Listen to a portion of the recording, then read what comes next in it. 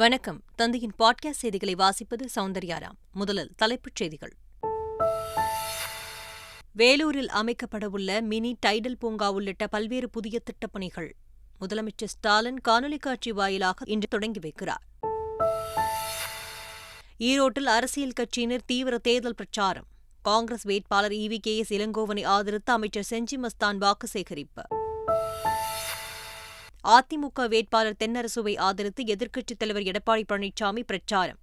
திமுக அரசு வாக்குறுதிகளை நிறைவேற்றவில்லை என்று சரமாரி குற்றச்சாட்டு. மாவட்டந்தோறும் புகைப்பட கண்காட்சி நடத்தினால் உதவி செய்யப்படும். இளைஞர் நலன் மற்றும் விளையாட்டு மேம்பாட்டுத்துறை அமைச்சர் உதயநிதி ஸ்டாலின் அறிவிப்பு. திருவண்ணாமலை ATM கொள்ளை வழக்கில் ஹரியானாவை சேர்ந்த 2 பேர் அதிரடி கைது. விமானம் மூலம் சென்னை அழைத்து வந்து தனிப்படை போலீசார் தீவிர விசாரணை. காஞ்சிபுரம் வரதராஜ பெருமாள் கோவிலில் பெருந்தேவி தாயார் உலாவரும் உற்சவம். ஏராளமான பக்தர்கள் கலந்து கொண்டு சாமி தரிசனம். ICC மகளிர் T20 உலகக்கோப்பை கிரிக்கெட் போட்டி இன்று நடைபெறும் முதல் போட்டியில் இந்தியா இங்கிலாந்து அணிகள் மோதல். இனி விரிவான செய்திகள். தொழில் முதலீட்டு ஊக்குவிப்பு மற்றும் வர்த்தகத்துறை சார்பில் வேலூரில் மினி டைடல் பூங்கா அமைக்கப்பட உள்ளது. இதற்கு சென்னை தலைமைச் செயலகத்தில் இருந்து இன்று காலை காணொலி வாயிலாக முதலமைச்சர் ஸ்டாலின் அடிக்கல் நாட்டுகிறார். இதேபோல் ஓசூர் சிப்காட் தொழிற்பூங்காவில் நிறுவப்பட்டுள்ள ஐநாக்ஸ் ஏர் ப்ராடக்ட்ஸ் நிறுவனத்தின் அதி உயர் தூய்மையான திரவ மருத்துவ ஆக்ஸிஜன் உற்பத்தி ஆலை மற்றும் சென்னையில் நிறுவப்பட்டுள்ள GX குழுமத்தின் ஆராய்ச்சி மற்றும் மேம்பாட்டு மையம் ஆகியவற்றையும் காணொலி காட்சி வாயிலாக முதலமைச்சர் ஸ்டாலின் திறந்து வைக்கிறார். மேலும் தமிழ்நாடு அரசு மற்றும் Ola electric mobility private limited நிறுவனத்திற்கும் இடையே 4 சக்கர மின்சார வாகனங்கள் உற்பத்தி மற்றும் 20 கிகாவாட் மின்கலன்கள் உற்பத்தி திறன் கொண்ட ஆலைகளை அமைப்பதற்கான புரிந்துணர்வு ஒப்பந்தமும் முதலமைச்சர் ஸ்டாலின் முன்னிலையில் மேற்கொள்ளப்படுகிறது. ஈரோடு பொன் வீதியில் உள்ள பெரிய பள்ளிவாசல் பகுதியில் திமுக கூட்டணி சார்பில் போட்டியிடும் காங்கிரஸ் வேட்பாளர் EVKS இளங்கோவனை ஆதரித்து அமைச்சர் செஞ்சி மஸ்தான் பிரச்சாரம் மேற்கொண்டார். தொழுகையை முடித்து வந்த இஸ்லாமிய மக்களிடம் அவர் வாக்கு சேகரித்தார். பின்னர் செய்தியாளர்களிடம் பேசிய அமைச்சர் செஞ்சி மஸ்தான் ஈரோடு கிழக்கு தொகுதி இடைத்தேர்தலில் EVKS இளங்கோவன் வெற்றி பெறுவார் என்று நம்பிக்கை தெரிவித்தார். சீமான் குற்றச்சாட்டு குறித்து செய்தியாளர்கள் எழுப்பிய கேள்விக்கு பதிலளித்த அமைச்சர் செஞ்சி மஸ்தான் இலங்கை தமிழர் பிரச்சினையில் சீமான் இரட்டை வேடம் போடுவதாக குற்றம் சாட்டினார். பயங்கரமாக பொய் சொல்லக்கூடியவர் தான் சீமான்.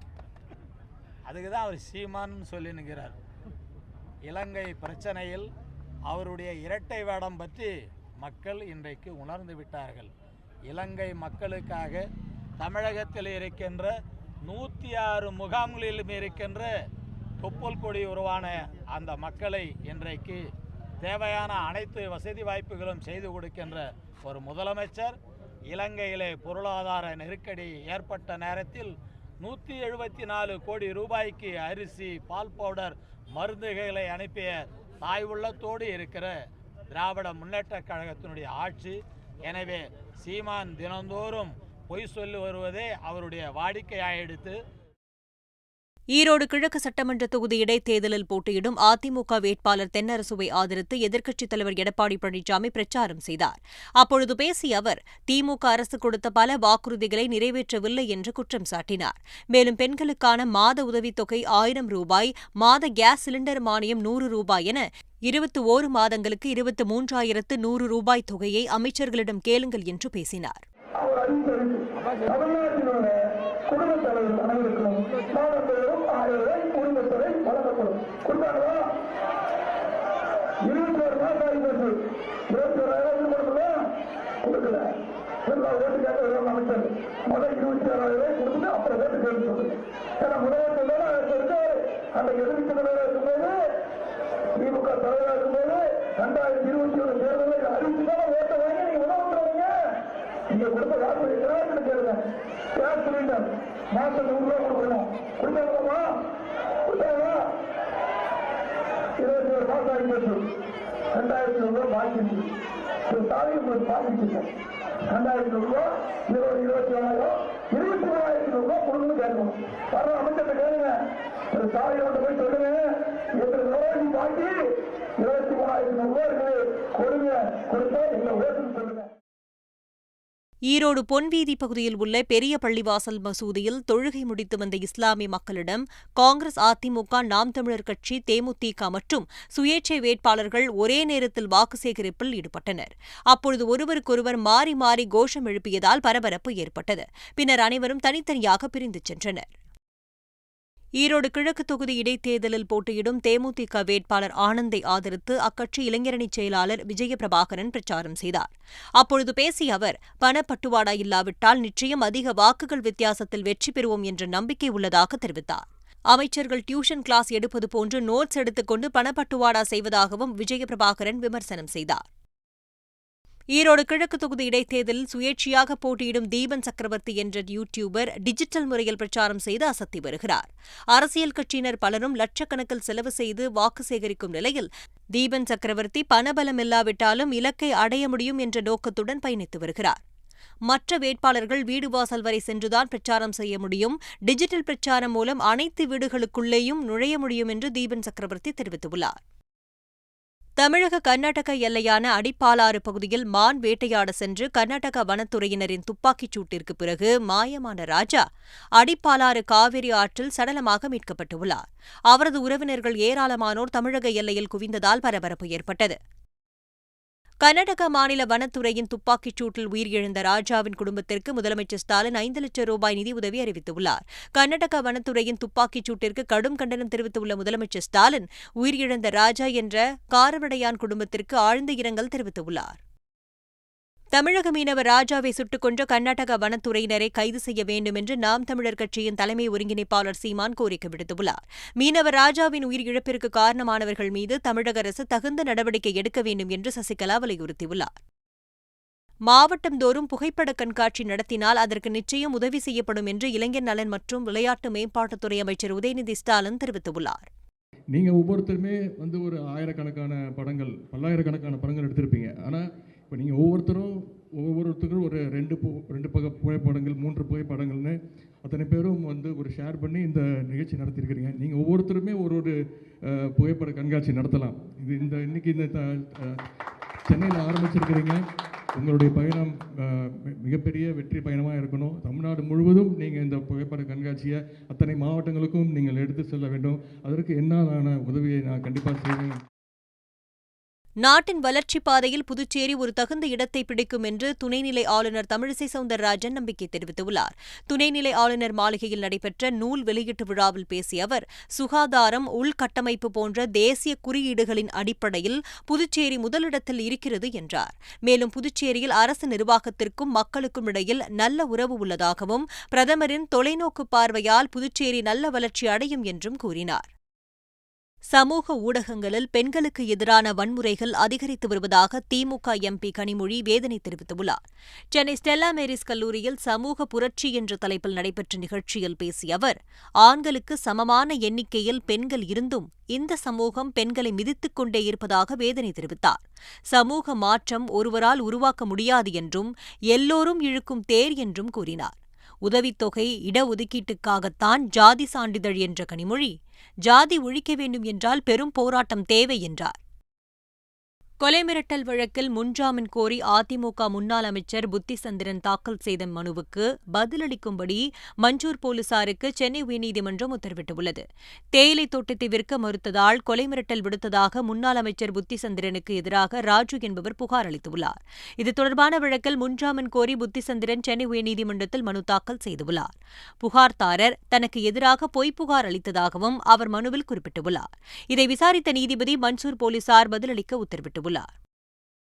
திருவண்ணாமலை ஏடிஎம் மையங்கள் கொள்ளை வழக்கில் ஹரியானாவை சேர்ந்த கொள்ளை கும்பலின் தலைவன் உட்பட 2 பேரை தனிப்படை போலீசார் கைது செய்துள்ளனர். திருவண்ணாமலையில் அடுத்தடுத்து 4 ஏடிஎம் மையங்களில் 75 லட்சம் ரூபாயை கடந்த 12ஆம் தேதி மர்ம கும்பல் கொள்ளையடித்தது பெரும் அதிர்ச்சியை ஏற்படுத்தியது. கொள்ளை கும்பல் ஹரியானா மாநிலத்தை சேர்ந்தவர்கள் என்றும் பெங்களூரு வழியாக விமானத்தில் தப்பிச் சென்றதும் கண்டுபிடிக்கப்பட்டுள்ளது. இதையடுத்து குஜராத், கர்நாடகா, ஹரியானாவில் தனிப்படை போலீசார் முகாமிட்டு 10 பேரிடம் தீவிர விசாரணை நடத்தினர். இந்த நிலையில் ஹரியானாவில் தனிப்படை போலீசார் கொள்ளை கும்பலின் தலைவன் முகமது ஆரிஃப் மற்றும் அசாத் ஆகிய 2 கைது செய்தனர். விமானம் மூலம் சென்னைக்கு அழைத்து வரப்பட்ட இருவரிடமிருந்து 3 லட்சம் ரூபாய் மீட்கப்பட்டுள்ளதாக தெரிகிறது. அவர்களை திருவண்ணாமலை அழைத்துச் சென்ற தனிப்படை போலீசார் தொடர்ந்து விசாரணை நடத்தி வருகின்றனர்.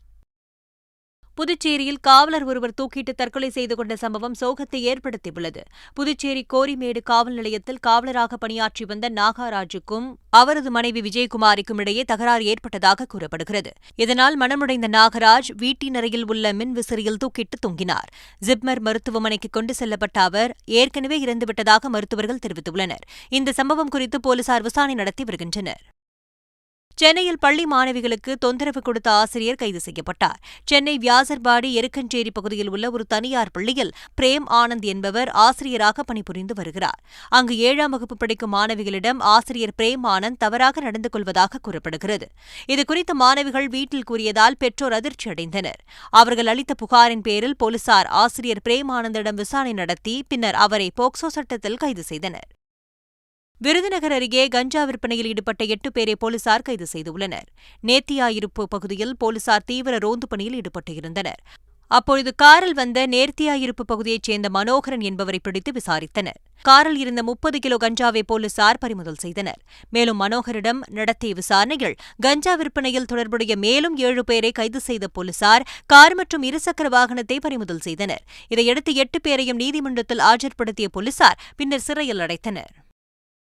கோவை மாவட்டம் ஆழியார் அருகே ஒற்றை காட்டு யானை தாக்குதலால் பொதுமக்கள் அச்சமடைந்துள்ளனர். கடந்த சில நாட்களாக ஆனைமலையை அடுத்த நவமலை, வால்பாறை சாலை, ஆழியார் உள்ளிட்ட பகுதிகளில் சுற்றித் திரியும் காட்டு யானை அங்கு உள்ள மரங்கள் உள்ளிட்டவற்றை சேதப்படுத்தி வருகிறது. ஆழியார் அறிவு திருக்கோயில் அருகே உள்ள தோப்புக்குள் புகுந்த அந்த யானை 50 தென்னை மரங்களை சேதப்படுத்தியது. இதனால் அப்பகுதி மக்கள் அச்சத்தில் உள்ளனர். யானையை கண்காணிக்க வனத்துறையினர் ரோந்து பணியில் ஈடுபட்டு வருகின்றனர். கரூர் மாவட்டம் அத்திப்பாளையம் புதூர் பகுதியில் நாச்சிமுத்து என்பவரது ஆட்டு கொட்டகையில் ஆடு ஒன்றிற்கு கழுத்தில் காயமும் மற்றொரு ஆடு கொட்டகைக்கு வெளியே உள்ள புதரில் காயங்களுடன் இறந்தும் கிடந்துள்ளது. தகவல் அறிந்த வனத்துறையினர் உடனடியாக சென்று ஆய்வு நடத்தினர்.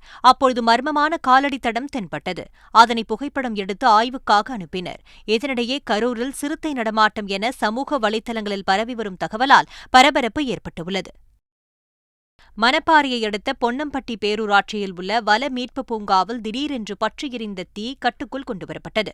நேற்று இரவு பற்றிய தீயானது அருகில் உள்ள மலைக்கு பரவியது. தகவல் அறிந்து அங்கு விரைந்த தீயணைப்பு வீரர்கள் தீயினை கட்டுக்குள் கொண்டு வந்தனர். சென்னை வள்ளுவர் கோட்டத்தில் உண்ணாவிரதத்தில் ஈடுபட்ட ஆசிரியர்கள் கைது செய்யப்பட்டுள்ளனர். ஆசிரியர் தகுதித் தேர்வில் தேர்ச்சி பெற்ற நல கூட்டமைப்பு சார்பில் நடைபெற்ற போராட்டத்தில் 500க்கும் மேற்பட்ட ஆசிரியர்கள் பங்கேற்றனர். இதில் ஆசிரியர் தகுதித் தேர்வில் தேர்ச்சி பெற்றோருக்கு மறு நியமன தேர்வு அரசாணை 149ஐ ரத்து செய்திட வேண்டும், காலியாக உள்ள பட்டதாரி ஆசிரியர் பணியிடங்களை வேலைவாய்ப்பு பதிவு மூப்பு அடிப்படையிலும் ஆசிரியர் தகுதித் தேர்வில் தேர்ச்சி பெற்ற ஆசிரியர்களுக்கே வழங்கிட வேண்டும் என்பது உள்ளிட்ட பல்வேறு கோரிக்கைகளை வலியுறுத்தினர். வெளியூர்களில் இருந்து சென்னை வரும் அரசு பேருந்துகள் தாம்பரம் வழியாக இயக்கப்படும் என்று போக்குவரத்து கழகம் அறிவித்துள்ளது. இந்த அறிவிப்பு பொதுமக்கள் மத்தியில் வரவேற்பை பெற்றுள்ளது. இதனால் நேரமும் பணமும் மிச்சமாவதாக தெரிவித்த அவர்கள் அரசுக்கு நன்றி தெரிவித்துள்ளனர். அதே சமயம் ஜிஎஸ்டி சாலையில் போக்குவரத்து நெரிசலை கட்டுப்படுத்த கூடுதல் காவலர்களையும் நியமிக்க அரசுக்கு கோரிக்கை விடுத்துள்ளனர்.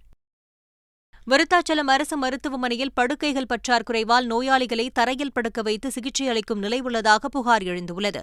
மருத்துவமனையில் ஒரு வார்டில் கட்டட வேலை நடைபெற்று வருவதால் ஒரே வார்டில் சிகிச்சை அளிக்கும் சூழல் ஏற்பட்டுள்ளது. இதனால் போதிய இடம் மற்றும் படுக்கை வசதி இல்லாமல் குழந்தைகள் உள்ளிட்ட நோயாளிகளை தரையில் படுக்க வைத்து மருத்துவம் பார்க்கும் நிலை உள்ளதாகவும் பணிகளை விரைந்து முடிக்க வேண்டும் என்றும் பொதுமக்கள் கோரிக்கை விடுத்துள்ளனர். காஞ்சிபுரம் வரதராஜ பெருமாள் கோவிலில் பெருந்தேவி தாயார் உலாவரும் உற்சவம் நடைபெற்றது. நேற்று மாசி மாதம் முதல் வெள்ளிக்கிழமையை முன்னிட்டு கோவிலின் உட்புற வளாகத்தில் இந்த உற்சவம் நடைபெற்றது. உலாவிற்கு பின்பு பெருந்தேவி தாயாருக்கு சிறப்பு அலங்காரங்கள் மற்றும் ஆராதனைகள் செய்யப்பட்டது. இதில் ஏராளமான பக்தர்கள் கலந்து கொண்டு சுவாமி தரிசனம் செய்தனர். ஐசிசி மகளிர் T20 உலகக்கோப்பை போட்டியில் இன்று 2 போட்டிகள் நடைபெறவுள்ளன. குபேர்காவில் இந்திய நேரப்படி மாலை 6:30 மணிக்கு நடைபெறும் முதல் போட்டியில் குரூப் பி பிரிவில் இந்தியா மற்றும் இங்கிலாந்து அணிகள் மோதுகின்றன. இதில் வெற்றி பெறும் அணிக்கு ஏறத்தாழ அரையிறுதி வாய்ப்பு உறுதியாகிவிடும். அதே மைதானத்தில் இரவு 10:30 மணிக்கு நடைபெறும் அடுத்த போட்டியில் குரூப் ஏ பிரிவில் தென்னாப்பிரிக்கா மற்றும் ஆஸ்திரேலியா மகளிர் அணிகள் மோதவுள்ளன. மீண்டும் தலைப்புச் செய்திகள். வேலூரில் அமைக்கப்படவுள்ள மினி டைடல் பூங்கா உள்ளிட்ட பல்வேறு புதிய திட்டப்பணிகள் முதலமைச்சர் ஸ்டாலின் காணொலி காட்சி வாயிலாக இன்று தொடங்கி வைக்கிறார். ஈரோட்டில் அரசியல் கட்சியினர் தீவிர தேர்தல் பிரச்சாரம். காங்கிரஸ் வேட்பாளர் EVKS இளங்கோவனை ஆதரித்து அமைச்சர் செஞ்சி மஸ்தான் வாக்கு சேகரிப்பு. அதிமுக வேட்பாளர் தென்னரசுவை ஆதரித்து எதிர்க்கட்சித் தலைவர் எடப்பாடி பழனிசாமி பிரச்சாரம். திமுக அரசு வாக்குறுதிகளை நிறைவேற்றவில்லை என்று சரமாரி குற்றச்சாட்டு. மாவட்டந்தோறும் புகைப்பட கண்காட்சி நடத்தினால் உதவி செய்யப்படும். இளைஞர் நலன் மற்றும் விளையாட்டு மேம்பாட்டுத்துறை அமைச்சர் உதயநிதி ஸ்டாலின் அறிவிப்பு.